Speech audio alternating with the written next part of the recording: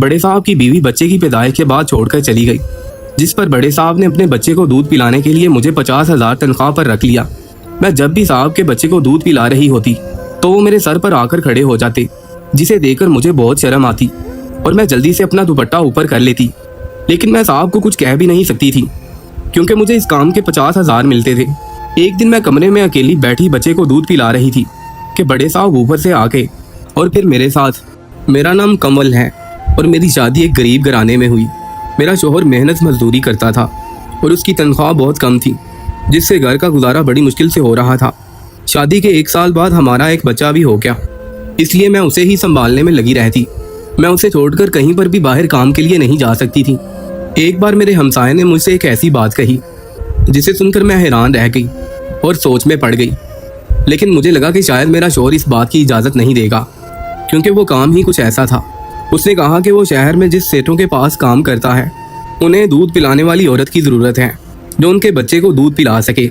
ये सुनकर मैं चुप हो गई। वो कहने लगा कि वो बहुत अमीर है, लेकिन उस बच्चे की माँ छोड़कर चली गई है। वो सेठ अपने बेटे से बहुत मोहब्बत करता है, तो वो तुम्हें इसकी बहुत अच्छी कीमत देगा। मैंने कहा कि मेरा शोहर शायद इस बात की इजाज़त ना दे। फिर पड़ोसी कहने लगा कि एक बार तुम मेरे साथ चलो और उनसे पूछो कि वो भला तुम्हें इस काम के कितने पैसे देंगे। अगर उन्होंने बहुत ज़्यादा रकम देने का कहा तो तुम्हारा शोहर इनकार नहीं करेगा, क्योंकि तुम लोगों को पैसों की ज़रूरत है और तुम्हारा शोहर है भी लालची किस्म का, इसलिए वो जल्दी मान जाएगा। इसके साथ वो तुम्हें महीने भर का घर का राशन भी देंगे, इससे तुम्हारा घर भी चल जाएगा। ये सोचकर मैं चुप सी हो गई थी। जाहिर सी बात है मेरा शोहर इतना ज़्यादा कमाता नहीं था और हमारे घर का उससे गुजारा नहीं हो पाता था। ना ही हम अच्छा खाते थे और ना ही अपनी औलाद के लिए कुछ ला सकते थे। मैं अपने बच्चे के लिए ये कदम उठाने को तैयार थी। हालांकि किसी दूसरे बच्चे को अपनी गोद में भरना और अपने बच्चे का हक उसे पिलाना मेरे लिए आसान काम नहीं था, लेकिन मैं अपने बच्चे की ही खातिर इस काम के लिए राज़ी हो गई। मैंने उसे कहा कि ठीक है, पहले मुझे उनसे बात कर लेने दो। अगर उन्होंने तनख्वाह अच्छी दी तो फिर मैं अपने शोहर से बात करूंगी। अगले दिन मैं अपने बच्चे को गोद में लेकर पड़ोसी की बीवी के साथ उनके एक बंगले में पहुंच गई। वो वाकई बहुत अमीर लोग थे। जब मैं अंदर गई तो उस घर की बड़ी मालकिन टांग पर टांग रखकर सोफे पर बैठी हुई थी और उनका बच्चा बहुत रो रहा था। वो बच्चा घर की एक मुलाजमा ने उठाया हुआ था और उसे लैक्टोजिन दूध दिया जा रहा था, लेकिन वो बच्चा दूध नहीं पी रहा था। बड़ी मालकिन ने मुझे सर से लेकर पांव तक देखा और नफरत से मेरे चेहरे की तरफ देखकर कहने लगी, न जाने इस लड़के के दिमाग में कौन सा भूत सवार हो गया है। आजकल लोग डब्बे का दूध ही पिलाते हैं और बच्चे मोटे हो जाते हैं, लेकिन नहीं, उसे तो माँ का ही दूध पिलाना है। फिर कहने लगी, तुम्हारा मालिक अभी कमरे में है, बाहर आता है तो उनसे खुद ही बात कर लेना। ये कहकर वो अपने कमरे में चली गई। मैं सोचने लगी कि ये एक ऐसी दादी थी जो अपने पोते के लिए ऐसे ख्यालात रखती है और अपने बेटे को भी खातिर में नहीं लाती। फिर मैंने सोचा कि शायद वो कोई बीमार औरत है या कोई साइको पेशेंट है, जिसकी वजह से वो ऐसी बातें कर रही है। कहने लगी कि इसके बाप ने ही इसकी माँ को नाराज़ किया है। अब वो चली गई है तो वो कहाँ से माँ का दूध पिलाए, और न जाने किस दूसरी औरत को उठाकर बच्चे को दूध पिलाने के लिए ले आए हैं। वो ऐसे ही मेरे सामने बुड़बुड़ा कर चली गई। आजकल की मॉडर्न औरतें अपने बच्चों और पोतों पोतियों को नहीं संभालती, बल्कि मुलाजमों के हवाले कर देती हैं। मैंने गहरी सांस ली। मैं भी मजबूरी की खातिर ही यहाँ आई थी, क्योंकि मेरे पास ना तो इतने पैसे थे और ना ही अच्छी खुराक खाती कि जिससे मेरा बेटा सेहतमंद हो जाता। इस घर में सब कुछ था, लेकिन ये फिर भी अपनी औलाद को उसके हक से दूर रख रहे थे। कुछ ही देर बाद उस घर का मालिक कमरे से निकला और मेरी पड़ोसन से कहने लगा, क्या ये वही औरत है? पड़ोसन कहने लगी, जी जी मालिक, ये वही औरत है। मेरी गोद में पड़े मेरे बेटे को उसने बड़े गौर से देखा और फिर मैं थी भी पतली सी। वो कहने लगा कि इन्हें तो खुद खाने पीने की ज़रूरत है, ये भला मेरे बच्चे को क्या पालेगी। मैंने उसकी बात सुनकर कहा कि दिखने में मैं बेशक पतली हूँ, लेकिन खाना पीना तो ऊपर वाले के हाथ में होता है और मुझे बार बार कर दूध आता है। मेरी बात सुनकर उसने बड़े अजीब अंदाज से मुझे देखा। कहने लगा, मेरा बच्चा ठीक नहीं रहता क्योंकि उसे डब्बे वाला दूध पिलाया जाता है। मेरी बीवी मुझसे नाराज़ होकर चली गई है और मेरी माँ इस हक में नहीं कि मेरे बच्चे को किसी औरत का दूध पिलाया जाए। मैं अपने बच्चे की सेहत को लेकर कंप्रोमाइज़ नहीं कर सकता। मैंने कहा, आप मुझे कितने पैसे दे सकते हैं? मेरे सवाल पर वो कहने लगा कि जितने आप चाहें, मुझे पैसा देने में कोई एतराज़ नहीं है, मेरा बच्चा ठीक होना चाहिए। उसने मुझे महीने का 50,000 देने का वादा कर लिया। ये सुनकर मेरी हैरत से आंखें फटी की फटी रह गईं। ये पैसे मेरी ज़रूरत से कहीं ज़्यादा थे और मैंने हाँ कर दी। फिर मैं घर आ गई। घर आकर जब मैंने अपने शोहर से ये बात कही तो पहले तो वो खामोश रहा, लेकिन थोड़ा सा मनाने पर उसने मुझे इस बात की इजाज़त दे दी। अगले दिन मैं जब उस बंगले में गई तो मालिक घर पर ही मौजूद था। उसने मुझे अपना बेटा पकड़ा दिया और कहने लगा कि आज आपको ये दिन भर यहीं रहना पड़ेगा, आप रात को 8 बजे के बाद घर जा सकती हैं। मैं अपने बच्चे को भी साथ लेकर आई थी। मैं मुलाजमा के साथ एक कमरे में चली गई। मैंने जब उस बच्चे को पकड़ा तो वो रोए जा रहा था, शायद उसे बहुत ज़्यादा भूख लगी थी। मैंने उसे अपने सीने से लगाया और उसे चुप करवाया। कुछ देर बाद वो सुकून में आया और सो गया, लेकिन उस बच्चे को मेरी गोद में देखकर मेरा बेटा मेरी तरफ गौर से देख रहा था। मेरे बच्चे की इतनी उम्र तो नहीं थी, लेकिन न जाने मुझे क्यों लग रहा था जैसे मेरे बच्चे को कुछ अच्छा नहीं लग रहा था। मैं अपने बच्चे के हक में किसी और को शामिल कर चुकी थी। मेरा बेटा बार बार मेरी गोद में आने की कोशिश कर रहा था, लेकिन उस वक्त मालिक का बच्चा मेरी गोद में था। मैं उसे ही चुप करवाने की कोशिश कर रही थी। मैंने अपने बेटे के चेहरे पर अजीब सी बेचैनी की कैफियत देखी थी। कुछ ही देर में मालिक का बेटा सो चुका था। मेरा बेटा जब भी मेरी तरफ आने की कोशिश करता तो मैं उसे खुद से दूर कर देती। मुझे लग रहा था कि जैसे मेरा बेटा रो देगा, इसलिए मैंने उसे एक खिलौना पकड़ा दिया, जिसे देखकर वो चुप हो गया। मैंने उस बच्चे को बेड पर लिटा दिया। फिर मेरे बच्चे को भूख लग गई, उसका भी सोने का वक्त था। मैंने अपने बच्चे को भी सुला दिया, लेकिन मैं सोचने लगी कि मैं उसे कहाँ लिटाऊं। बेड तो उस मालिक का था। मैंने अपने बेटे को अपनी गोद में ही लिटा दिया और खुद भी वहां पर जमीन पर बैठी रही। अभी मुझे बैठे कुछ ही देर हुई थी कि कमरे का दरवाजा खुला। एक नौकरानी कमरे में दाखिल हुई। उसके हाथ में दूध का एक गिलास था। उसने मुझे वो पकड़ाया। वो कहने लगी कि ये मालिक ने आपके लिए भेजा है और तुम्हें कुछ फ्रूट भी ला कर देंगे जो तुम्हें खाने पड़ेंगे। ये सुनकर मुझे हैरत हुई। मैंने कहा कि मैं ये इतना सब कुछ कैसे खाऊंगी। वो कहने लगी कि ये मालिक साहब ने कहा है। वो कह रहे थे कि आप जितना ज़्यादा खाएंगी उतना अच्छा आपको दूध आएगा और उससे मेरा बेटा भी सेहतमंद रहेगा। ये सुनकर मैंने दूध पी लिया।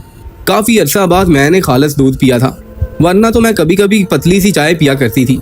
दूध पीते हुए न जाने क्यों मेरी आंखें भर आईं। वक्त भी इंसान को कैसा कैसा दिन दिखाता है। कभी कभी हम एक रोटी को तरसते हैं और कभी कभी हमारे सामने दुनिया की हर चीज़ मौजूद होती है। मैं जब हफ्ता 15 दिन वहाँ पर जाती रही तो मेरी सेहत बहुत अच्छी होने लगी। लेकिन एक चीज़ मैंने नोट की थी कि मैं जब भी बच्चे को दूध पिलाने के लिए कमरे में जाती थी तो कुछ ही देर बाद मालिक भी कमरे में आ जाता था और मुझे बड़ी अजीब नज़रों से देखता था। एक औरत मर्द की नज़र को पहचान सकती है, इसलिए मुझे भी उसकी नज़रों से बहुत उलझन महसूस होती थी। उसके आते ही मैं फ़ौरन अपने बच्चे को अपनी गोद से दूर कर देती। वो मुझसे अपने बेटे के बारे में पूछता। मुझे मालिक की ये हरकत बिल्कुल अच्छी नहीं लगती थी। वो कमरे का दरवाज़ा नॉक किए बगैर अंदर आता था। जब काफ़ी दिन ये सिलसिला जारी रहा तो एक दिन मैंने कह ही दिया कि देखिए मालिक, आप बार बार ऐसे कमरे में क्यों आ जाते हैं। कभी कभी मैंने पर्दा नहीं किया होता। ये सुनकर मालिक के माथे पर बल पड़ गए और फिर कहने लगा, तुम्हें क्या लगता है मैं जो तुम्हारी इतनी खिदमत करता हूँ वो फ्री में करता हूँ? मैंने तुम्हें अपने बच्चे के वो दूध पिलाने के लिए रखा हुआ है और जो मैं इतना कुछ तुम्हें खिलाता हूँ वो सिर्फ इसलिए खिलाता हूँ कि तुम्हारी सेहत अच्छी हो सके। अगर तुम्हारी सेहत अच्छी होगी तो मेरे बच्चे की भी सेहत बहुत अच्छी हो जाएगी। और मैं सिर्फ ये चेक करने के लिए आता हूँ कि कहीं तुम मेरे बच्चे की बजाय अपने बच्चे को तो नहीं दूध पिलाती और मेरे बच्चे को तवज्जो देने की बजाय सिर्फ अपने बच्चे को ही तो नहीं कहीं पकड़ कर रखती। ये सुनकर मुझे गुस्सा आ गया। मैंने कहा, साहब मैं कोई बेईमान थोड़ी हूँ। मैं अगर आपका खा रही हूँ तो आपके बच्चे को ही संभाल रही हूँ। ज़्यादा वक्त मैं आपके बच्चे को ही देती हूँ और उसे ही पहले दूध पिलाती हूँ। मालिक, मैं गरीब ज़रूर हूँ लेकिन नमक हराम नहीं हूँ। अगर आपको मुझ पर शक है तो आप किसी और औरत को ले आए। ये कहकर मैंने अपना बच्चा उठाया और बाहर जाने लगी। मालिक मुझे पीछे से पुकारता रहा, लेकिन मैंने उसकी एक ना सुनी और अपने घर आ गई। मैं गरीब ज़रूर थी लेकिन बगैरत नहीं थी। इतनी बातें सुनकर मैं भला वहाँ क्यों रुकती। एक मैं अपने बच्चे का हक उसके बेटे को पिला रही थी, उसका ख्याल भी रख रही थी। जब तक मैं वहाँ होती थी उसके बच्चे को ही संभालती थी और अपने बच्चे को खिलौनों से बहला फिसला रही थी। खैर यूं ही वक्त गुजर गया। एक रात मेरा शौहर घर वापस ना आया। रात के 10 बज गए। मैं बहुत परेशान हो गई। फिर मुझे किसी का फ़ोन आया और उसने मुझे बताया कि तुम्हारे शौहर का हादसा हो गया है, जल्दी से सिविल हॉस्पिटल पहुंच जाओ। मैं जल्दी से वहां पर पहुंच गई, लेकिन मुझे क्या खबर थी कि वहां मेरे शौहर की मौत की खबर मेरा इंतज़ार कर रही थी। मैं जब वहां पर पहुंची तो मेरा शौहर इस दुनिया में नहीं था। मैं दाड़े मार मार कर रोने लगी, बहुत चीखती रही। कभी मैं अपने बच्चे को देखती तो कभी मैं अपने शौहर को। मुझे कुछ समझ नहीं आ रहा था कि मैं क्या करूं। हमारे घर में बहुत से लोग जमा थे। अगले दिन ही मेरे शौहर को दफन कर दिया गया। वो रात मेरे लिए सबसे भारी रात थी। मेरे बच्चे को कुछ पता नहीं था कि उसका बाप अब इस दुनिया में नहीं रहा। जो भी मुझे देखता तो वो कहता कि तुम्हारी अभी इतनी उम्र नहीं है और तुम्हारे पास एक छोटा सा मासूम सा बच्चा है, तुम दूसरी शादी कर लो। मुझे लोगों की ये बातें सुनकर बहुत दुख होता कि अभी मेरा दुख ताज़ा है और लोग मेरे साथ किस तरह की बातें कर रहे हैं। खैर यूं ही वक्त गुजरता गया। एक दिन मेरे दरवाजे पर एक बड़ी सी गाड़ी आकर रुकी। मैं ये गाड़ी देखकर हैरान रह गई कि हमारे गरीबों के मोहल्ले में इतनी बड़ी गाड़ी कहाँ से आ गई, और वो भी हमारे घर के सामने। मेरे घर का दरवाजा खुला था। फिर गाड़ी के अंदर से जो शख्स उतरा, उसे देखकर मैं हैरान रह गई। वो वही मालिक था जिसके बच्चे को मैं दूध पिलाती थी। मालिक बिना इजाज़त लिए कमरे के अंदर आ गया और मुझे आकर कहने लगा, मुझे सब पता चल चुका है। मुझे तुम्हारे शोहर की खबर मिली और मुझे इस बात पर बहुत अफसोस है कि तुम अकेली रह गई हो। मालिक मुझसे हमदर्दी जता रहा था, मगर मैं फूट फूट कर रोने लगी। इसके बाद मालिक मेरे तरले करने लगा कि मेरा बच्चा कल से बहुत रो रहा है, इसे शायद तुम्हारी आदत हो चुकी है। मैं तुमसे माफ़ी मांगने आया हूँ। मैं अपनी गलती पर शर्मिंदा हूँ। मैं बस अपने बच्चे की वजह से ही परेशान हो गया था, इसलिए मुझसे ऐसी बातें निकल गई। ये सब मुझसे इसलिए हुआ था कि मैं इसी सोच में गुम था कि जब इसकी सगी माँ इसको दूध पिला ना सकी और उसे छोड़कर चली गई, तो तुम भी तो उसके साथ ऐसा कर सकती हो। इसलिए मुझसे ये सब कुछ हुआ। मालिक भी अपनी जगह ठीक था। फिर उन्होंने मेरे हाथ पर लाख रुपया रखा और वहाँ से चले गए। मेरे शोहर अब इस दुनिया में नहीं रहे थे और घर में कमाने वाला भी कोई नहीं था। घर में खाने को कोई भी चीज़ मौजूद नहीं थी, इसलिए मालिक मुझे घर के राशन के लिए कुछ पैसे दे गए। मालिक के आने से पहले मुझे मुलाजमा ने भी कॉल कर दी थी कि मालिक का बच्चा बहुत रोता है, उसे तुम्हारी आदत हो गई है। मालिक बच्चे को दूध पिलाने के लिए किसी दूसरी औरत को भी लेकर आया था, लेकिन वो बच्चा उसके पास जाकर भी चुप नहीं हो रहा था। उसे सिर्फ शायद तुम्हारी गोद में ही सुकून मिलता है, इसलिए तुम वापिस आ जाओ। अब मुझे उस बच्चे की भी फिक्र होने लगी। आखिर मैं भी एक माँ थी, मेरी गोद में भी एक मासूम सा बच्चा था, तो मैं उस दूसरे बच्चे के साथ कैसे नाइंसाफ़ी कर सकती थी। उसी रोज़ मैंने मालिक को फ़ोन किया तो उन्होंने मुझे मंगवाने के लिए गाड़ी भिजवा दी, जिसमें मैं बैठकर मालिक के घर पहुंची। मैंने जाते ही मालिक के बच्चे को उठा लिया। मेरी गोद में आते ही वो फ़ौरन खामोश हो गया और खेलने लगा। वो हर वक्त मेरे पास ही रहता था। ये देखकर मालिक बहुत खुश हुआ। एक दिन मालिक मेरे पास आया और बोला, अगर तुम बेहतर समझो तो तुम यहीं रह लो। हमारे घर के पीछे खाली क्वार्टर मौजूद हैं, तुम वहाँ पर रह सकती हो। यहाँ पर तुम्हारे साथ दूसरी भी मुलाजमाएं होंगी, जिससे तुम्हारा दिल लगा रहेगा। वैसे भी अब तुम्हें अपने घर में अकेले नहीं रहना चाहिए, क्योंकि तुम्हारा शौहर तो अब इस दुनिया में है नहीं, तो कोई भी गलत काम करने के लिए तुम्हारे घर आ सकता है। इसलिए अकेले रहने से बेहतर है कि तुम यहाँ हमारे साथ रह लो। मालिक की बात मुझे कुछ मुनासिब लगी थी, और वैसे भी अब मालिक का रवैया मेरे बेटे के साथ भी बिल्कुल ठीक था। वो उसका भी बहुत ख्याल रखने लगे थे। वो जो चीज़ अपने बेटे के लिए लाते, मेरे बेटे के लिए भी लेकर आते थे। जबकि मालकिन का अभी भी कुछ पता नहीं था। वो अभी तक घर वापस नहीं आई थी। उसे अपने बच्चे की ज़रा भी परवाह नहीं थी कि उसका बच्चा किस हाल में है। मैंने मालिक की बात मान ली और वहीं पर क्वार्टर में रहने लगी। यहाँ रहकर मेरा थोड़ा दिल तो लग गया, लेकिन मैं अपने शौहर को याद करके बहुत रोया करती थी। एक दिन मालिक के बेटे की तबीयत कुछ ठीक नहीं थी। रात को मैं क्वार्टर में सोने के लिए जाने लगी तो मालिक कहने लगे कि आज तुम यहीं रह लो। मेरे बेटे की तबीयत कुछ ठीक नहीं लग रही और वो तुम्हारे पास ही रहता है। मजबूरन मुझे वहीं रहना पड़ा। आधी रात को मालिक का बेटा रोने लगा। उसे बहुत शिद्दत की भूख लगी थी।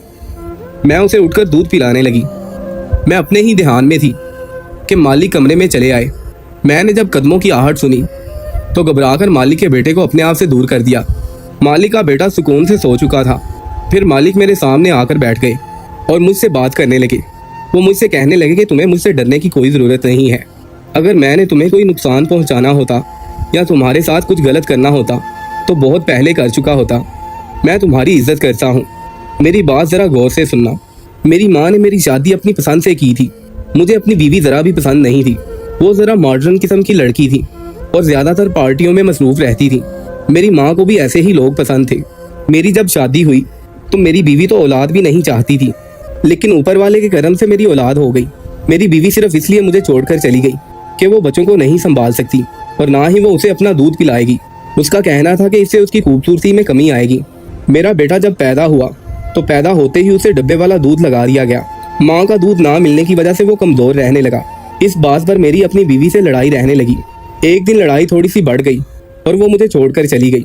इसलिए मैंने अपने बच्चे की खातिर अपनी मुलाजमा से कहा कि मुझे कोई ऐसी औरत ढूंढ दे जो मेरे बच्चे को दूध पिला सके, और वो तुम्हें मुझ तक लेकर आई। लेकिन मैंने अब फैसला किया है कि मैं अपनी बीवी को नहीं लेकर आऊँगा। मैं तुमसे शादी करना चाहता हूँ। तुम बहुत अच्छी औरत हो। तुमने मेरे बेटे को सगी माँ की तरह संभाला। हालांकि जो उसकी सगी माँ थी वो उसको छोड़कर चली गई, लेकिन तुमने उसका हक अदा किया। अपने बच्चे का हक मेरे बेटे को पिला दिया। और वैसे भी मैंने तुम्हें कोई ऐब नहीं देखा। तुम्हारा शौहर भी इस दुनिया में अब नहीं रहा और अभी तुम जवान हो, इस दुनिया में बिल्कुल अकेली हो। मैं नहीं चाहता कि तुम अगर मेरे घर में रहो तो कोई तुम पर शक करे, इसलिए तुम मेरे साथ शादी कर लो। मैं तुम्हारे बच्चे को भी अपना लूंगा और उसे बाप का प्यार दूंगा और तुम मेरे बेटे को माँ का प्यार देना। मैं भी नामुकम्मल हूँ और तुम भी नामुकम्मल हो, हम दोनों मिलकर एक दूसरे को मुकम्मल कर सकते हैं। मालिक की बातें सुनकर मैं फूट फूट कर रोने लगी। मालिक बिल्कुल ठीक कह रहे थे, मेरा इस दुनिया में कोई नहीं था। मैं तो ये भी नहीं कह सकती थी कि मालिक मैं किसी से पूछ कर फिर बताऊंगी। मुझे मालिक की बात ठीक लगी और मैंने हाँ कर दी। अगले ही रोज मालिक घर में कारी साहब को लेकर आए और चंद गवाहों की मौजूदगी में मालिक ने मुझसे निकाह कर लिया। मैं सोच भी नहीं सकती थी कि जिंदगी मुझे इस मोड़ पर भी लाएगी। निकाह के बाद मालिक ने एक अच्छा शौहर होने का सबूत दिया।